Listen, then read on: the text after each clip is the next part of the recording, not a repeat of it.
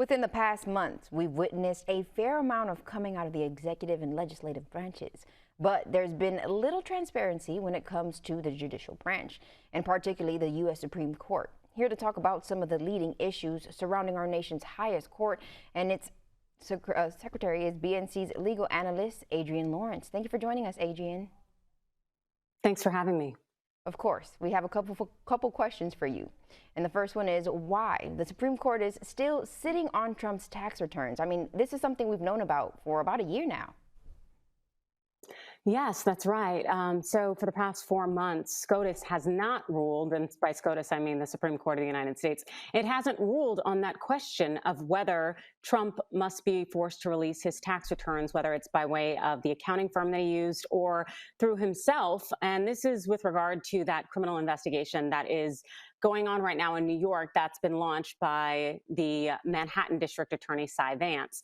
And as a result of not having this ruling, it's ending up thwarting some of that investigation because the ruling and the request for it is largely an emergency filing. And that is related to that Manhattan grand jury subpoena of Trump's tax returns. And so you would expect if something's requested as an emergency filing, you're going to get a request or a response quite soon. And that has not been the case, unfortunately.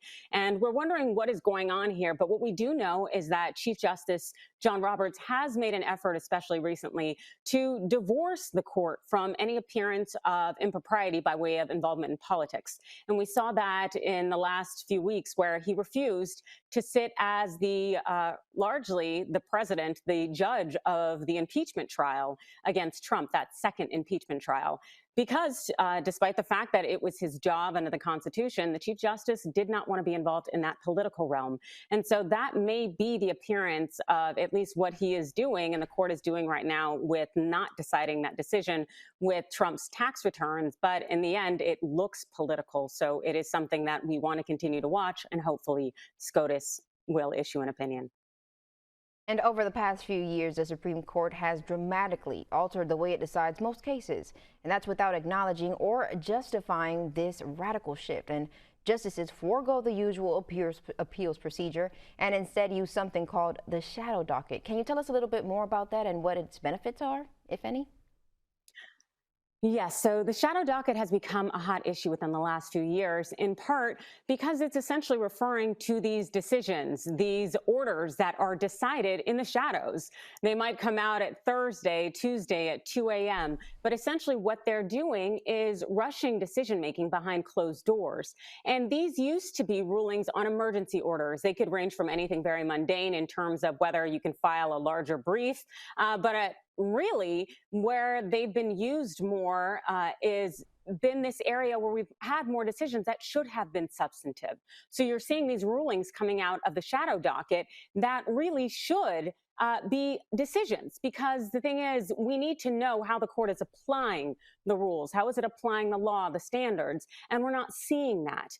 And so these emergency orders that should be coming down from the shadow docket should really be the rare exception. But within the last year or so, they have not been. We've seen cases and decisions come off the shadow docket that involve things like capital punishment cases and whether someone should be executed or not. Also, looking at recently, we had that FDA case that came down about whether the abortion pill could be accessible to individuals who did not necessarily want to go in and get a prescription during COVID. These things that are coming out of the shadow docket should, in part, largely be decided where we have more robust discussion, where we have argumentation going back and forth, as opposed to just this ruling that has been issued without explanation and other than getting a fiery dissent from Justice Sotomayor. And these are the things that we are seeing a lot from the Supreme Court, but we're not getting a lot of transparency there. And what about the fact that some senators are now saying the U.S. Supreme Court lacks financial transparency? Yes. So it seems that Congress, which just had a hearing yesterday on the shadow docket, is also moving in the direction of urging the Supreme Court to provide more clarity on the financial disclosures that the justices are making. The thing is that you have a lot of other members of government who must provide more substantive and transparent information about their financial dealings and their relationship and ties with money, business, industry. But SCOTUS is somewhat of the exception. And that is something that seems to be irking Congress in a very bipartisan move. And so they recently sent a letter earlier this week to Chief Justice John Roberts to let him know, hey, we want to know, why aren't you all really opening up your purses to show us what you have inside? Because as we saw recently, there was an issue with Justice Brett Kavanaugh and his finances and the questions involved with who paid off some of his bills before he became a justice. And these things are important that we know, because we want to maintain that appearance of being a judicial system that is independent, that is not influenced or subject to any kind of ties or associations that might be partisan in any way. We want to eliminate the appearance of bias and impropriety, and that requires transparency. And Congress knows that and is asking SCOTUS to step up in that regard. We are seeing a lot of push toward SCOTUS to really see what is going on behind this shroud of secrecy that they have been able to maintain for quite some time. And last question for you. What is your response to seeing Senator Ted Cruz leave the state of Texas while, of course, in a state of emergency and flying to Cancun, Mexico, something he says his daughter asked for? But the timing of all this seems to be so convenient. What did you say?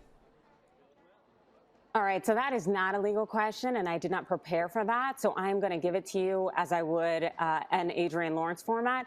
I am not surprised Ted Cruz was doing Ted Cruz. We know how Ted Cruz does it. And unfortunately, he's become a model and hallmark of hypocrisy. And so seeing him abandon the Texas people while they are in a dire state of need, it really just reflects the man that we have continued to see over these years, continue to flip-flop and play all the partisan roles that he needs to for the moment. And so I am not at all surprised that he decided to hop on a flight for sunnier territory and leave his people behind to serve his own needs. And I believe he also left behind his dog. I just really hope his constituents reconsider the man that they put in a position of power. But I do not blame Ted Cruz for being Ted Cruz, because Ted Cruz has shown us who he is. Adrienne Lawrence, thank you so much.